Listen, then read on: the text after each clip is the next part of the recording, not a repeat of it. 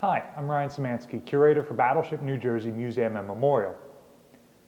May the Force be with you. Today is May 4th, 2021, Star Wars Day. So in today's video, we're going to talk about, could the attack on the Death Star from A New Hope have been successful on Battleship New Jersey? First off, let's talk about what space I am in. This is a space that I've never been in before. This is an uptake to one of the ship's boilers. It's also the battleship's carbonite freezing chamber. We've got a ton of spooky mannequins in here in storage. I am inside one of the uptakes. We're on second deck, which means that we are just above the main armored deck. And we're more or less directly over the boiler. So this is where all the smoke from the fire in the boiler comes up and then heads on its way to the stack. So in today's video, we're talking about, could the Rebel attack on the Death Star have succeeded if instead of them attacking the Death Star, they're attacking Battleship New Jersey? And the long and short of it is, yes, it could have probably succeeded. They could have probably used their proton torpedoes to destroy Battleship New Jersey, but no, they couldn't do it the way they destroyed the Death Star. There is no thermal exhaust port here that goes straight down into the core of the ship.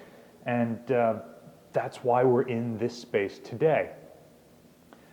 All of the uptakes for the battleship are offset so that a single bomb couldn't be dropped straight down the smokestack and right into an engine room and explode. So you see the armored grating I'm standing on right here. The smoke is coming up through the deck, and then it's going that way and then up at an angle. And so not only is there not one continuous hole through the ship that would allow a bomb to hit an engineering space, but the uptakes are still armored. So granted, when you cut a hole in armor, it is no longer as effective as if it was a solid piece of armor. That shouldn't surprise anyone. The calculations come out to a piece of armor with a hole in it is only 40% as effective as a solid piece of armor.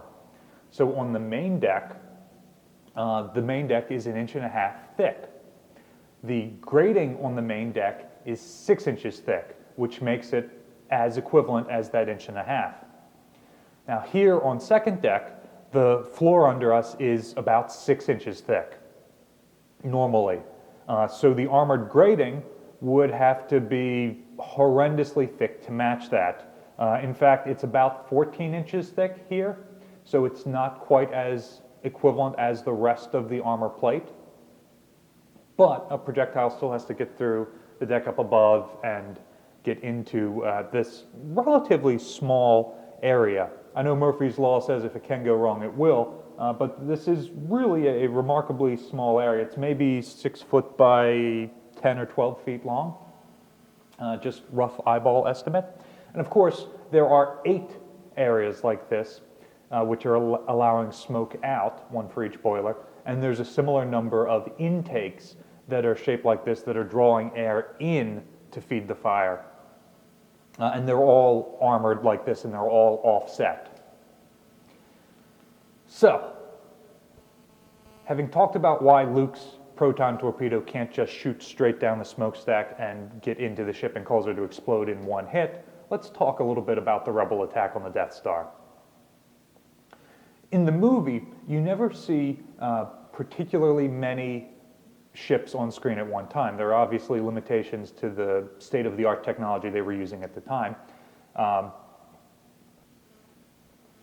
For my estimate here, I'm going to say that a Rebel squadron is roughly equivalent to a modern US Air Force fighter squadron with roughly 12 aircraft.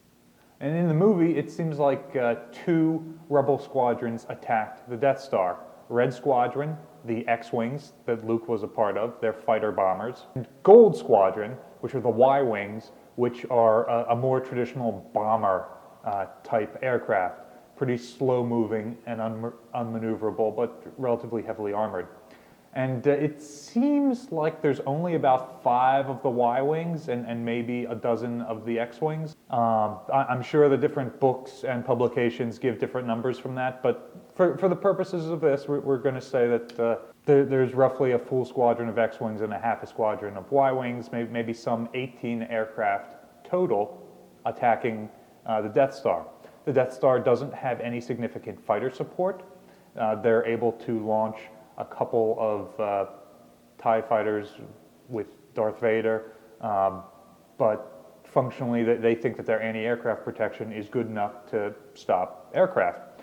So for the purposes of this, we're just going to stick with Battleship New Jersey's anti-aircraft capacity. In the 80s, it's relatively low. We've got the 5-inch guns, which can fire flak, and we've got the 4 phalanx mounts.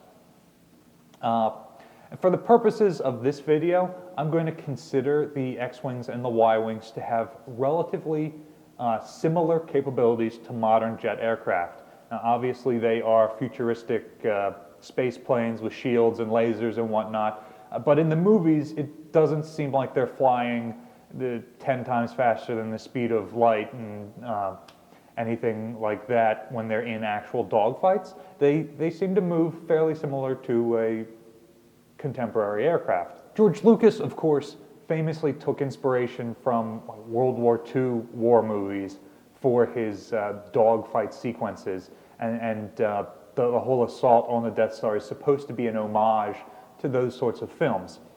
So it seems reasonable to give the aircraft there capabilities comparable to aircraft in the 70s and 80s when the original trilogy was filmed and released, which, interestingly enough, was around the end of Battleship New Jersey's service. She would have been reactivated in '82, around when episodes 5 and 6 are being released. So right in the time zone of Star Wars, I would not be surprised if one of the movies that was on the battleship in the 80s playing for crew morale was Star Wars. The actual attack. The Death Star has a ton of laser cannons around it that are defending the trench that the rebel planes have to fly through to get to the thermal exhaust port. Battleship New Jersey doesn't really have a trench run. The aircraft would be making more of a traditional approach, where you've got your ship broadside and you just line up and fly in on it. And they're firing photon torpedoes or proton torpedoes or something like that. It's not the same as torpedoes in that it's going to drop in the water. In fact, it's more like a bomb that shoots out from the front of the plane a little bit, and then because of gravity, drops straight down. So essentially, they're making a low altitude bombing run on the thermal exhaust port. Battleship New Jersey is set up remarkably well to defend against that. You know, in the 1980s, only with the 5-inch guns putting up flak, we might not be able to shoot down too many of these aircraft. They're shielded and the Y-wings are pretty heavily armored. But between those and the phalanxes, which are way more sophisticated than any of the lasers that the Death Star is equipped with in tracking and firing automatically, all of the turbo laser turrets on the Death Star seem to be manned, and they are pretty inaccurate. Even when the rebels are stuck in a trench and these guns are shooting down at them, that they can't really hit the broadside of a barn. Not to take anything away from the brave rebel pilots who are shot down on this run, but many of them are able to make it through a considerable barrage of fire before getting taken down. Now, New Jersey isn't going to have nearly so long between when these aircraft are in range and when they're able to release their payload. However, her weapons in the 80s are far, far more accurate, and I imagine that she would be able to put a lot of hits on some of those aircraft before they release their payload. So maybe she shoots down a third of the 18 or so. Remember, the Phalanx has a limited magazine capacity, and you're not going to have time to reload it and fire again. So she is going to take proton torpedo hits from the X-wings and some of the Y-wings, and that would probably be enough to punch through her. Her armor would probably protect her somewhat. She's got no shielding like Star Wars ships, but she wouldn't go down from a single hit. Maybe if the X-wings are smart, they would do a laser run first to try and suppress some of the anti-aircraft fire. In that case, you might see lower casualties on the rebel side. But during the assault on the first Death Star, you don't really see the X-wings suppressing anything. They all sort of just jump into the trench and go for their run under fire. So let's say it's not a 1980s Battleship New Jersey. Let's say somehow it is a World War II Battleship New Jersey. Yeah, this does happen a long, long time ago. So maybe by the time the X-wings drop out of light speed over the South Pacific, they run into Battleship New Jersey alone. Battleship New Jersey's radar picks them up about 50 miles away, which you can do with air search radars in World War II. They're unknown. They don't have a friendly IFF transponder on them, identification friend or foe, so the ship goes to general quarters. And these aircraft see this weird ship and maybe it starts to shoot at them, so they make an attack run. I think World War II New Jersey could acquit herself very well against the rebel attack. With only 18 aircraft coming in, that's roughly equivalent to a World War II carrier squadron. Flak barrage that New Jersey could put up would be pretty tremendous between the 20 5-inch guns, the 80 40-millimeter guns, and roughly 50 20-millimeter guns as close-in weapons.